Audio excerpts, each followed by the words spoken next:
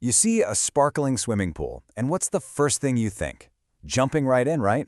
But what you're really looking at is a giant, carefully balanced chemistry experiment. In this explainer, we're going to pull back the curtain and look at the science that makes that water so safe and inviting. Let's dive in. So what keeps that water so perfect? Nope, it's not magic. It's all about this super carefully managed chemical cocktail. It's got to be strong enough to kill all the nasty stuff, but gentle enough that it doesn't sting your eyes. And getting that balance just right, well, that's the real challenge. All right, so let's get into our first big idea, the perfect pool problem.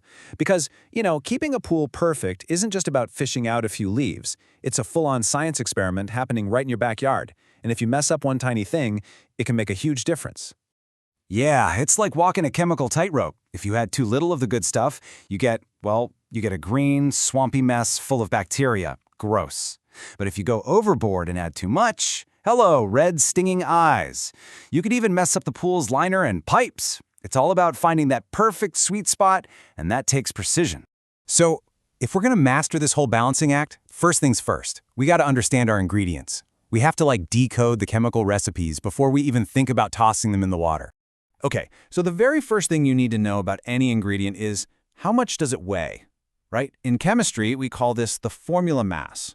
It's basically the total weight of one single unit of our chemical. Think of it like this. It's how we figure out the weight of our scoop of chemical powder by adding up the weights of all the tiny little atoms inside it. But, just knowing the total weight isn't the whole story. Let's say we're using a compound to add calcium to the pool. We need to know how much of that powder is actually calcium and how much is, other stuff. That's where percent composition comes in. It tells us the exact percentage, by weight, of each element in our little recipe. It's how we know we're getting the right amount of the active ingredient. And this is the simple math behind it. You just take the mass of the element you care about, we'll call it X, divided by the total mass of the whole compound, and then multiply by 100 to get a percentage. Super simple, right? This is what lets chemists be so precise. They're not just guessing, they're breaking down the recipe. Okay, so now we get it. We know our ingredients, we know what's in them. So what happens when we take that carefully measured powder and mix it into thousands of gallons of water? Well, we create what's called a solution. And a solution is really just a fancy word for a mixture where everything is blended together perfectly. It's a homogeneous mixture. The goal is to get it all evenly distributed. You wouldn't want all the chlorine just hanging out in the deep end, right? You want it everywhere, protecting the whole pool. Now, every solution has two basic parts, and it's pretty simple. You've got the solute. That's the stuff that gets dissolved. In our case, that's the pool chemicals. And then you have the solvent. That's the stuff that does the dissolving. For us, that's all that water. So just remember, the solute goes into the solvent. Easy. And because our solvent here is water, which is like the most common solvent on Earth, we have a special name for it. We call it an aqueous solution.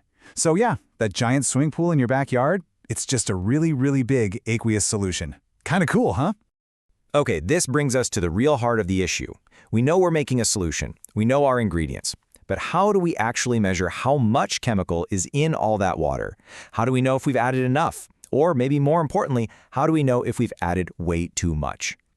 The answer to that question is a little something called concentration.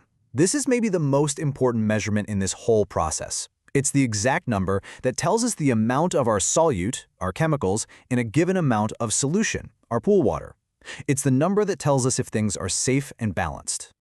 And of course, scientists have a bunch of different ways to measure concentration, depending on the situation. You'll see things like molarity, mass percentage, and these two really important ones for our purposes, parts per million and parts per billion.